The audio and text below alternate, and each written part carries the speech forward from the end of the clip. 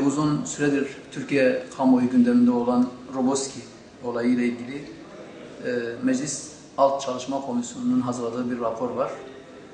Tabii biz bir insan hakları örgütü olarak Mazlum Der Genel Merkez olarak da Roboski'yi bayağı önemsiyoruz. İlk günden bu yana Roboski'ye adalet diye bizim internet sitemizde saat işliyor, takvim işliyor, adaletin yerini bulması açısından.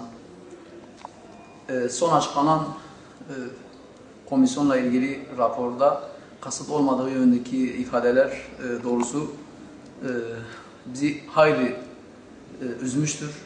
Türkiye'de Roboski olayı tüm kamuoyunun gözleri önünde bu kadar yaygın medyada geniş bir şekilde yer alan açıklamalara rağmen hiçbir kasıtın olmadığı yönünde bir meclisin alt komisyonunun böyle bir karar alması fevkalade düşündürücüdür.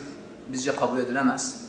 Bunu adaletin tecellisinde bir eksiklik olarak değerlendiriyoruz. Bildiğim kadarıyla yakından yani AK Parti milletvekillerinin oylarıyla kabul edilmiş. Biz bu olayın açığa çıkması noktasında daha hassas, daha titiz bir çalışma yapılmasını istiyoruz. Kesinlikle suçlular olmalı. Bu insanlar boşu boşuna öldürülmemiş. Bir hata varsa o hatayı sadece hata diyerek geçirmek mümkün değildir. Henüz adalet konusunda da özür dilenmemesi de bizce kabul edilemez.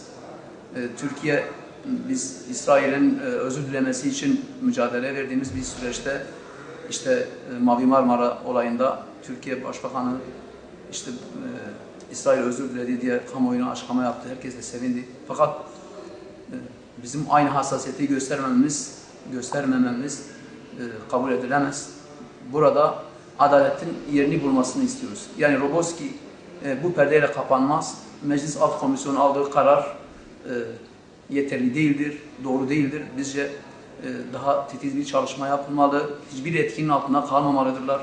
Bunu bir adalet tecellisi açısından işte biz iktidarız, iktidar zarar görür, yok şu zarar görür cihetiyle değil, adaletin yerine getirilmesi noktasından mesele yaklaşılmalıdır diye düşünüyoruz.